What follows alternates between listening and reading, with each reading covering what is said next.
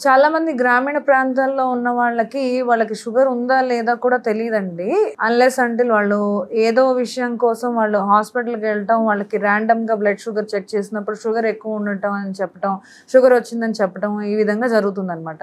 Clinical symptoms of diabetes అంటే clinical symptoms అంటే మామూలుగా బ్లడ్ టెస్ట్‌లు చేసి వాల్యూస్ బట్టి షుగర్‌ని డయాగ్నోస్ చేస్తాము. ఇలా కాకుండా కొంతమందిలో సింప్టమ్స్ కనిపిస్తాయి. ఈ సింప్టమ్స్ అనేవేంటంటే ఇప్పుడు ఇన్సులిన్ రెసిస్టెన్స్ ఉన్న వాళ్ళకి కొన్ని స్కిన్ చేంజెస్ డెవలప్ అవుతాయి. అకాంతోసిస్ నైగ్రికెన్స్ అంటారు. అంటే మెడ వెనక భాగంలో స్కిన్ చాలా డార్క్‌గా అయిపోవటం, వెల్వెటీ అపియరెన్స్ చాలా సాఫ్ట్‌గా, డార్క్‌గా అయిపోవటము, ఆర్మ్ పిట్స్‌లోను అది కాళ్ళ మధ్యలోను ఇవి పిగ్మెంటేషన్ ఎక్కువ అయిపోవటం, ఇవన్నీ సైన్స్ ఆఫ్ ఇన్సులిన్ రెసిస్టెన్స్ అంటాం. ఇదే కాకుండా కొన్ని స్కిన్ ట్యాగ్స్ డెవలప్ అవుతూ ఉంటాయి అన్నమాట. అవి మన స్కిన్‌లో వచ్చే ఇన్సులిన్ రెసిస్టెన్స్‌కి సంబంధించిన చేంజెస్. సో అలా ఉన్నప్పుడు బ్లడ్ టెస్ట్, షుగర్ టెస్టులు చేసుకొని వాళ్ళకి షుగర్ ఉందా లేదా అనేది నిర్ధారించుకోవాలి.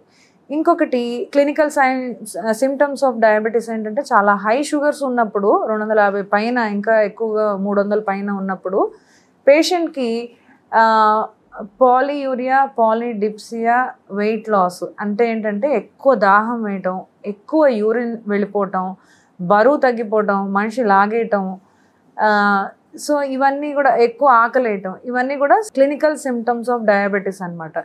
సో ఈ విధంగా అన్ఎక్స్ప్లెయిన్డ్ వెయిట్ లాస్, మనిషి బరువు తగ్గిపోతున్నారు, ఎక్కువ దాహం వేస్తుంది, యూరిన్ మాటిమాటికి వెళ్తున్నారు ఇలాంటి సిమ్టమ్స్ ఉన్నప్పుడు ఖచ్చితంగా దగ్గరలో ఉన్న ల్యాబ్కి వెళ్ళి వాళ్ళ బ్లడ్ షుగర్స్ టెస్ట్ చేసుకొని డయాబెటీస్ ఉందో లేదో గమనించుకొని దాన్ని బట్టి డాక్టర్ని మీట్ అయ్యి మెడిసిన్స్ తీసుకోవాల్సి ఉంటుందండి.